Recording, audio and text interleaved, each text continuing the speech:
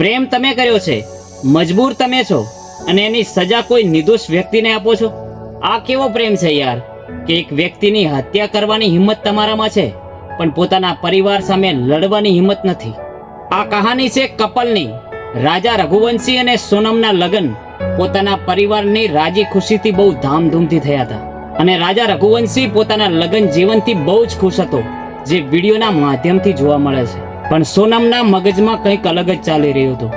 લગ્ન થયાના તાત્કાલિક સોનલ પોતાના સાસરિયામાં 4 દિવસ રોકાઈને પાછી પોતાના પિયર જાય છે અને ત્યાંથી પોતાના પતિને મળી અને મેઘાલયમાં હનીમૂન મનાવવાનું વિચારે છે. અને રઘુ પણ તૈયાર થઈ જાય છે અને પછી ચાલુ થાય છે આ મેઘાલયની ટ્રીપ. રાજા રઘુવંશી પોતાના લગ્ન જીવનને યાદગાર બનાવવા માટે આ મેઘાલયની ટ્રીપ પર જાય છે અને સોનમ પોતાના પ્રેમી સાથે મળીને એક ષડયંત્ર રચે છે. ત્યાં થાય છે રાજા રઘુવંશીની હત્યા અને સોનમ 4-5 દિવસ ફરાર રહે છે અને લોકોને એવું લગાડી રહ્યા છે કે આ હત્યા થઈ છે અને સોનમ કિડનેપ થઈ છે. પણ કહેવાય છે ને કે પોલીસના હાથોમાંથી કોઈ નથી બચી શકતો અને આ ખુલાસો બહાર પડે છે અને ચારે બાજુ હાહાકાર મચી જાય છે. સોનમે જ પોતાના પતિની હત્યા કરાવી છે પોતાના પ્રેમી સાથે મળીને.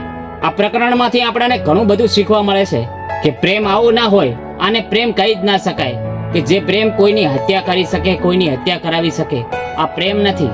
અને આવા જ કિસ્સાઓના કારણે ક્યારેક સાચો પ્રેમ પણ બદનામ થાય છે.